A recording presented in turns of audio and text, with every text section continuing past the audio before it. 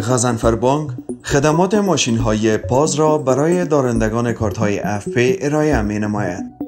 طریقه استفاده از ماشین های پاز غضنفر بانک. طریقه خریداری ذریعه ماشین های پاز. کارت بانکی افپی را وارد ماشین نمایید. سپس دکمه انتر را فشار دهید. بعد گزینه یک را انتخاب نموده و مقدار قابل پرداخت را وارد نمایید. بعد انتر، دوباره انتر، سپس رمز کارت را وارد نموده و دکمه انتر را فشار دهید. پول از حساب بانکی شما وضع گردیده و رسید توسط ماشین پاز چاپ می گردد.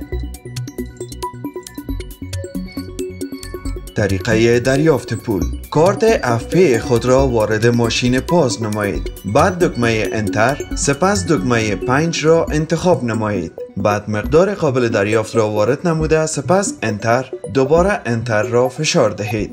بعد رمز خویش را وارد نموده و دوباره انتر را فشار دهید. پول خود را از کارمند بانک دریافت نموده و رسید معامله خویش را به دست می آورید.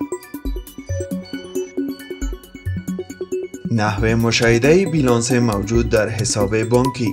ابتدا کارت بانکی افپی خود را وارد ماشین پاز نمایید.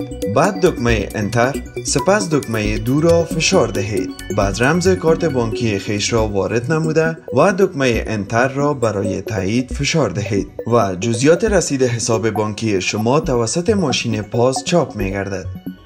اعتماد شما سرمایه ماست. غضنفر بانک.